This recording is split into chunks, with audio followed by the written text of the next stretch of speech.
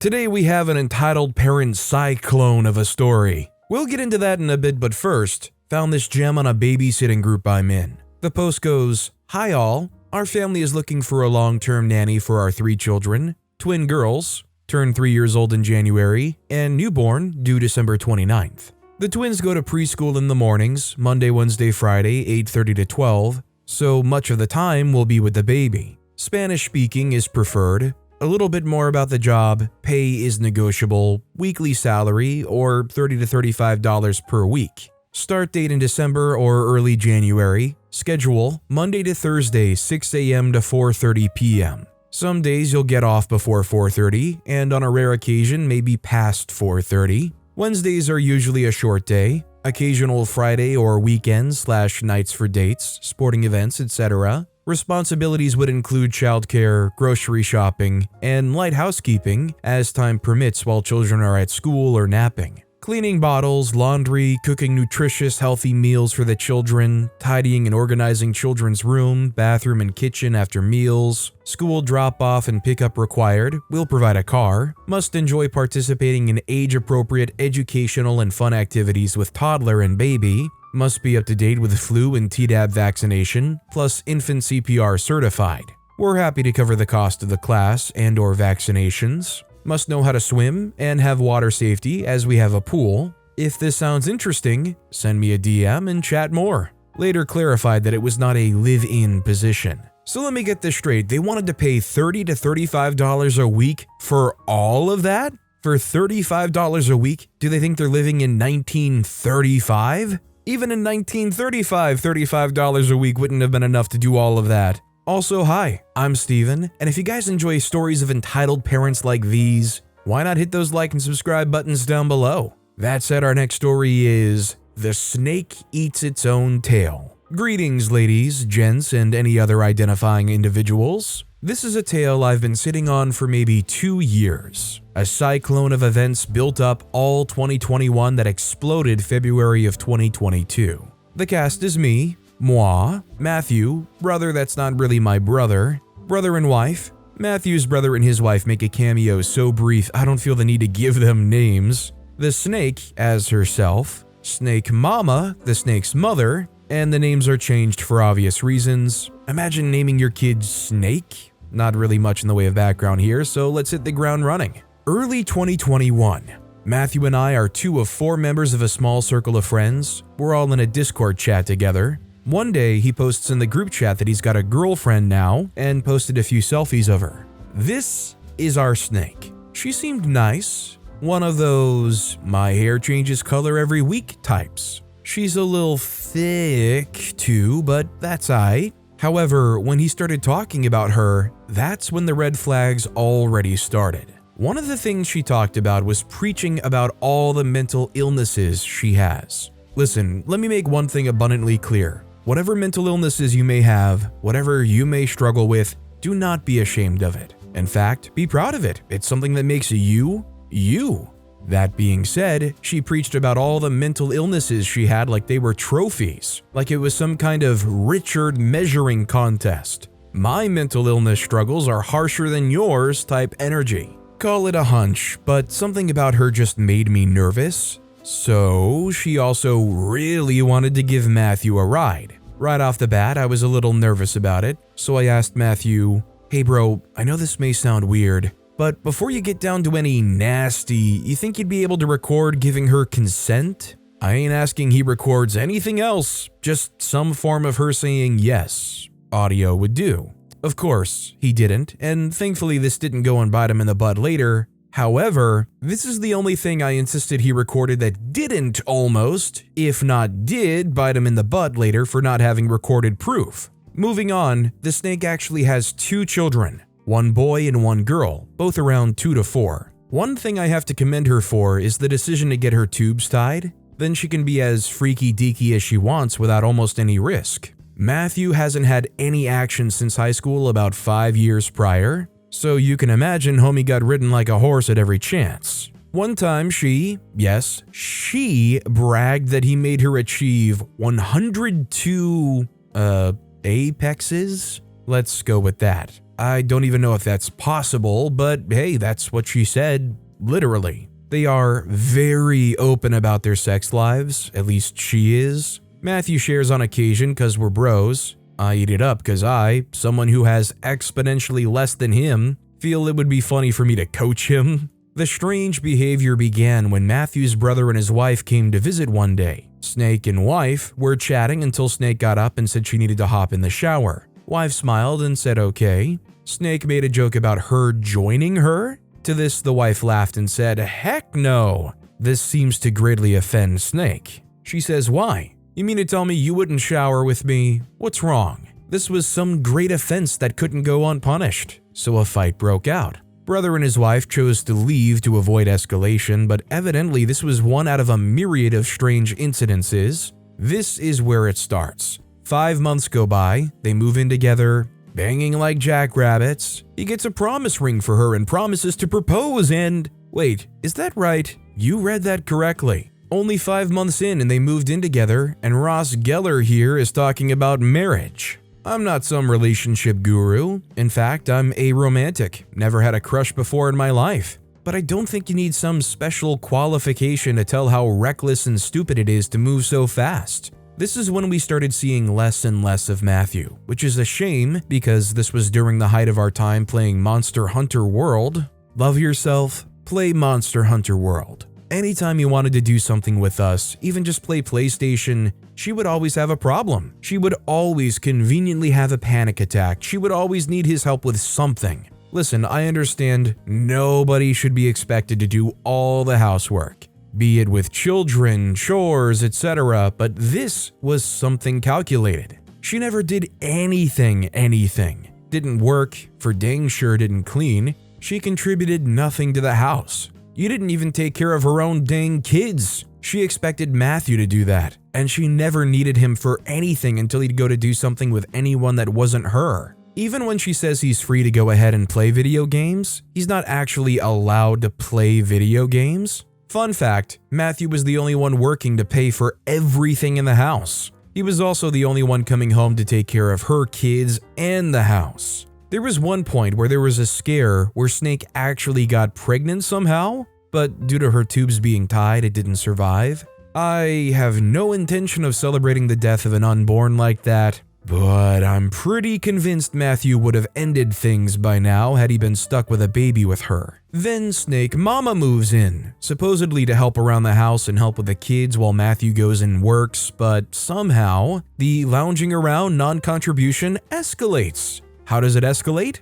Weed, with children in the house. Multiple times Matthew comes home to find the children playing in their own feces, dishes stacked to be a castle, and the house a mess. If I didn't know any better, it would sound like he was dating my own mother. Anytime he would go do something in the house, Snake would get upset that he isn't doing something else. For instance, cleaning up the kids after they've been neglected all day. What the freak are you doing? The dishes need doing. Next day he comes home to do the dishes again. What the freak are you doing? The kids need taken care of.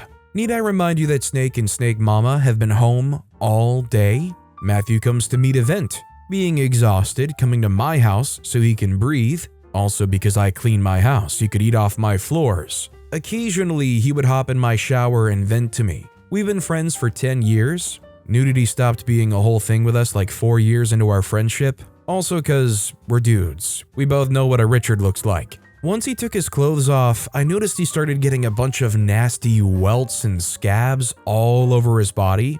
Eczema. I didn't know what eczema looked like at the time. I thought he went playing in poison ivy and scabbed himself up or some crap. I want you to imagine you have a paintbrush. The brush itself is coated in paint. Now take that paintbrush and swing it at the wall to let the paint fly. What pattern do you think would emerge on the wall once the paint made contact? That's the pattern of eczema that was all up his back. We think it could have been the weed fumes in the house. We ain't no doctors, we have no idea. I've recently started to believe that he's allergic to gluten. Bro can't consume oxygen, let alone food, without getting a stomach ache. Headaches are irregular. To this day, he still has eczema on his skin, though it's a lot better now. I just have no clue how to get him to see that. Bro likes to eat and he's a forever skinny guy. Moving on, the fights escalate. Matthew can't do anything right. Police get called to their house due to how loud their fights get. He tells me all of this during one of his venting sessions, which, to be clear, he's not always in the shower during the time he vents. We only did that like twice. Rereading this, I realized that's probably how it sounds. One day, I'd asked him to help give me a ride as I moved out of a big rig. I'm a truck driver. I quit my job so I could drive for my dad and was hitting the road in one of his trucks that Monday. I insisted on getting Matthew Chinese and gas money for helping me. He gets home and Snake asks, "So how'd it go?" Matthew goes, "Went good, we got Panda Express." Snake says, "You what?" Yep, she got upset because I fed Matthew. About an hour or two after he dropped me off, I get a call from him. "Hey, so, you think I can stay the night there tonight? I'll bring Link." Link is his dog. Yes, Matthew is obsessed with Zelda, and I freaking love his little chihuahua. Baby boy is like a snuggle bug. It always broke my heart to see him at their house because he would be in a cage crying the whole time. Matthew tells me a little bit more of what she's like. She doesn't like him hanging out with us because she doesn't have any friends to hang out with. So it's unfair? You probably ain't got any friends because you're an insufferable freeloader, but I digress. Snake Mama has been joining in on the abuse. Matthew can't go home a day without being chewed out. I tell Matthew, "Dude, they're narcissists," and I'm not saying that because it's the biggest and meanest word I know. I'm saying that because their behavioral patterns match that of a narcissist. I explain that they're like parasites. They latch onto a host to abuse and let their anger and hatred out on, that nothing is ever their fault, that it's not as simple as just leaving them, that there's only one way to truly defeat a narcissist: recorded evidence. I told him he needs to go into that house with his phone ready to record.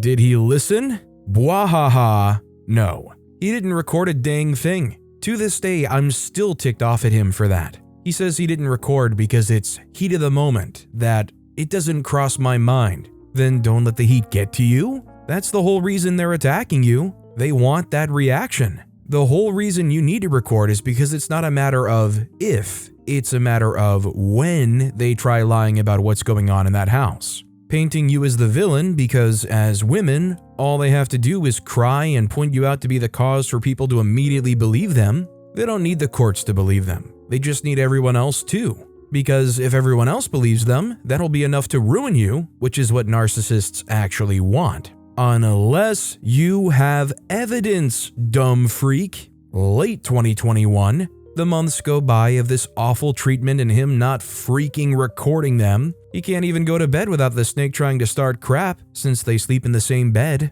One day, on the very rare occasion she let him out of the house to hang out with us, the four of us got together to hang out at my house. We all get some pizza and decide to take a break from gaming and watch something while we eat. I turn on Daniel Sloss's Jigsaw on Netflix. Freaking hilarious stand-up comedian. He brings up some really solid points about relationships in that it describes a relationship he had with an awful ex. So many bits throughout his show applied to Matthew's situation.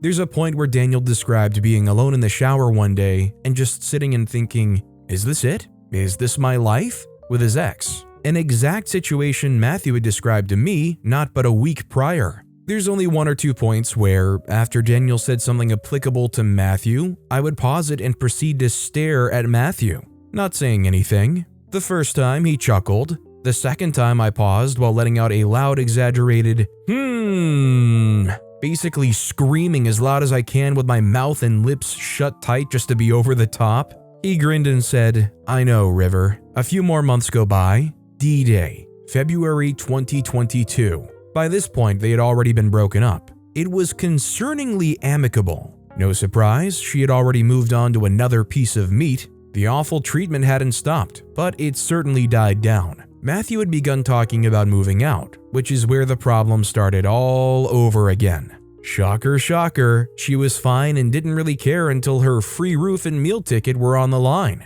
So the fights picked back up again. One night, I got a call from Matthew saying he needs to stay over at my house. His voice is noticeably shaken. Of course, I told him to come over, and he brings Link again. He comes over and begins to explain by removing his shirt. There, on the right side of his chest, is clear as day teeth marks. Matthew came home that day to find the house still filthy, Snake and Snake Mama high on the couch, and the children playing with their feces again. Of course, Snake and Snake Mama started up their routine of abuse. Matthew had it. He threatened to call CPS, and that's as far as he got before Snake attacked him. She immediately bit him where I saw the mark, and holy crap, she wouldn't let go. Frankly, the surface of the area on his chest where she bit him is entirely flat. Yet I could see the full circumference of her jawline of all of her teeth there on his chest. Bench unhinged her jaw like a snake or some crap.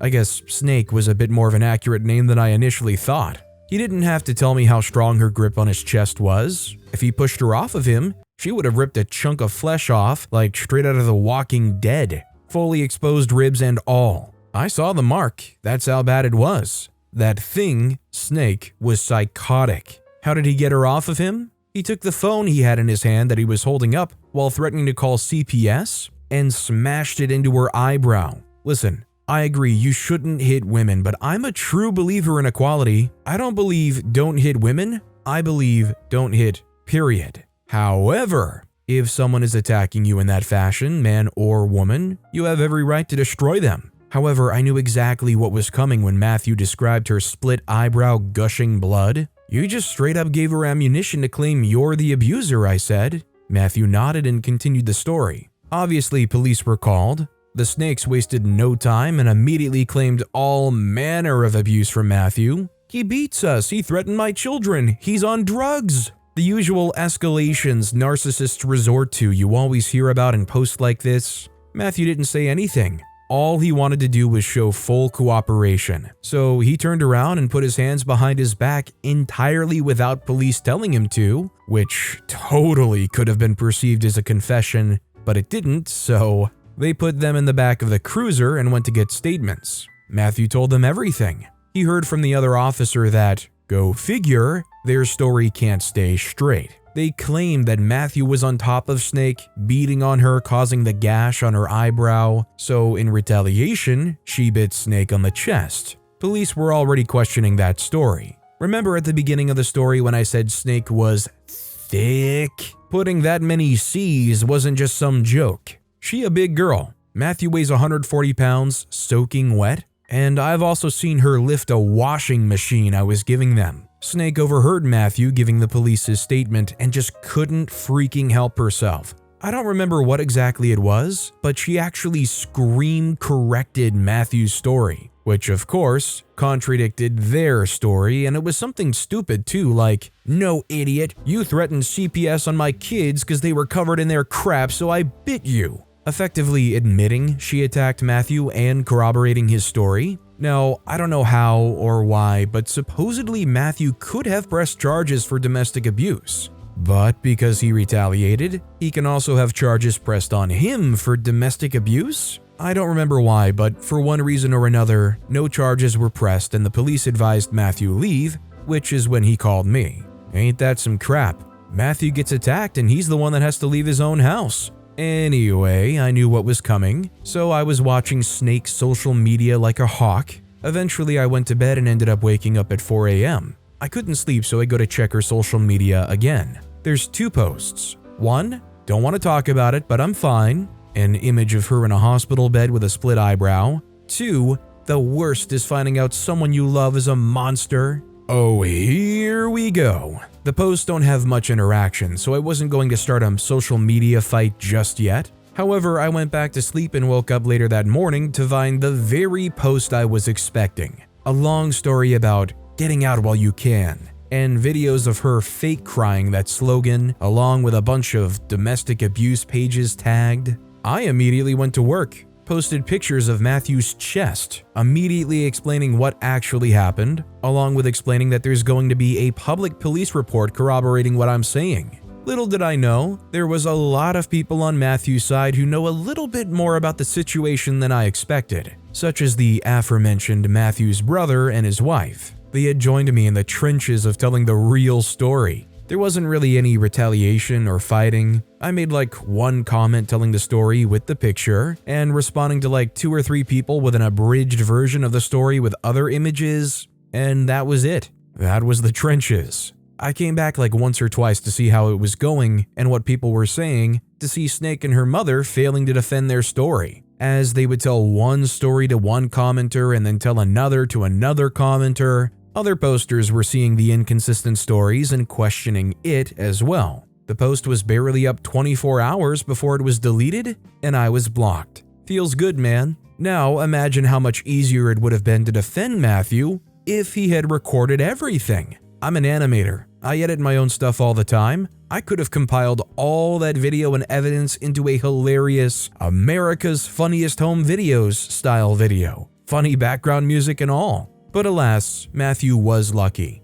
He had people backing him, and Snake and her mother were idiots. I'm scared of what could have happened if Matthew got with a smart narcissist. So a week goes by. I'm off the road that weekend. I go to help Matthew get his stuff out of the house he's renting. I called the non-emergency number so a police officer could be present while we get his stuff out. But apparently the police are short-staffed and can't afford to send anyone out? Yikes. So I do the next best thing. Because I'm not an idiot, before I step out of my truck and start loading, I turn on my phone's video and record the entire hour or so we were there. Fear not, I made sure we lived in a single-party consent state. I didn't really capture any cementing evidence, but I did make sure to capture the condition of the house. As someone who likes to keep a relatively tidy home, let me just say, OP then screamed for 3 entire sentences followed by, "Trash, trash everywhere. Mildew, garbage, dishes was a war zone and they were losing ground. Life was growing in the trash. Their bed was on Mount Trash Olympus."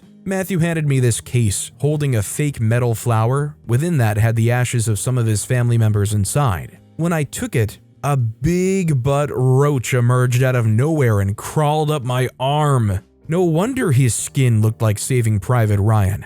The house looked like the beaches of Normandy. So we get to moving everything out. Snake only emerges out of her mother's bedroom every so often. We can hear her crying throughout the house. Nothing else much happened beyond that. Snake Mama stayed in her bedroom. I did, however, take note that her window was cracked open. No doubt trying to listen in whenever we were getting loaded. Maybe even recording us to fabricate some bold story. No idea. But in case she was, I wanted to freak with her. I was out there talking to Matthew's dad who had come to help. So I made sure I was facing towards the window when I was speaking to him and said, "You know, I told Matthew to record all of the abuse they were hurling his way. I know narcissists, that's their kryptonite." I was waiting and fully ready for Snake's post. I saw that crap coming from a mile away. Narcissists are truly selfish, evil parasites that latch onto a host to hurl their abuse at. It's the only way they really get glee. And it's the only way narcissists can get along with other narcissists. If they both latched onto the same host,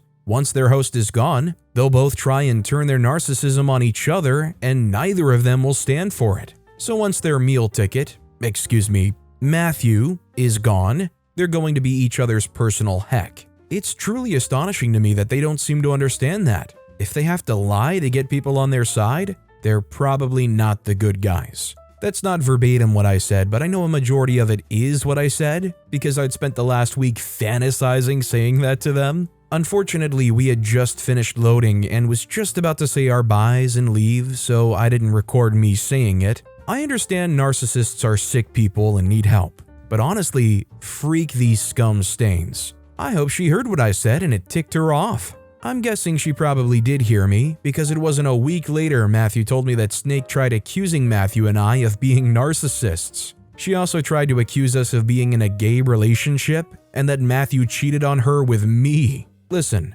Matthew is a heartbreaker, and I'm not saying I wouldn't, but unfortunately, I don't swing that way. Ever since then, Matthew's been living with me. I told him all he has to do to pay rent is keep my house clean since I'm gone 5 to 6 days a week. I realized I hadn't really mentioned anything about our friend circle. They weren't dismissive or didn't care or anything. They were supportive from afar. I was keeping them up to date and they were consoling Matthew. There's only so much they can do. One of our friends in our friend circle has a sister. Matthew's now dating her. They dated for a little while in high school but broke up for one reason or another. She also hated Snake. She and Snake had known each other a little bit before Matthew and Snake got together. She's a shy but really sweet girl, and she's got our friend, her brother, as a pretty solid character witness. So we're not really worried about her being crazy like Snake. As for Snake, she and her mom trashed the house so Matthew would have to pay for it because his name was on the lease. But he just paid it to be done with it.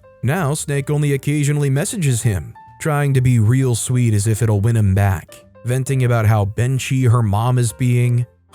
Who saw that coming? At one point, she said, "Sorry, I realize I made a mistake." I told him to say, "Glad to hear you realize you were the problem," and to block her. He didn't, but honestly that's probably for the best. That's evidence. Evidence it doesn't seem like we'll need, but I live by the phrase, "I'd rather have it and not need it than need it and not have it." I'm sure it's driving her crazy for her to send a message, see him eventually read it, and not reply. I am kind of worried about the kids though. I do believe the last thing I heard about them was CPS is on it, or something, which is all I can really ask for. No updates on that, and frankly it's none of my business either way. CPS is looking into it is all I need to know. For maybe a month or so after, I occasionally would hop on an alternate social media account that I hadn't used in years to look on her socials to make sure she wouldn't try to start some crap up again with Matthew. She hasn't, but she did make a post about how being a mother is hard that got totally thrashed to the point that she deleted it.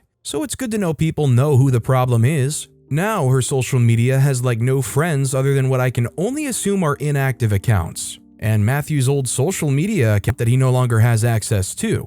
I may see about posting some of the video I took. I also took screenshots of her bad crap posts before she deleted them. I made sure to keep all of it as a defense against her should the demon rise again. I'd have to censor it first for privacy reasons, but if I do, I'll do it later. I may also come back to make a few edits on the post in case Matthew himself wants to clarify or add anything to the story. So this bench lost her babysitter, her free meals, her free roof and housing, and her free paychecks, all because the snake eats its tail. So in all of this, I feel like the most shocking thing is for OP and them to buy into the fact that it's just weed. I mean, this would have to be some crazy stuff for them to end up in a situation where the kids are wallowing in their own feces and they're just sitting on the couch amongst themselves. Like, I feel like there has to be some much more serious stuff going on. Like, that has to be a given, right? But with that being said, that's all the time we have for today. Now, if you want to hear another absolutely crazy entitled parent story, check out that video on the left. Or if you missed my latest video, check out that video on the right. That said, I'll see you all next time with some more stories.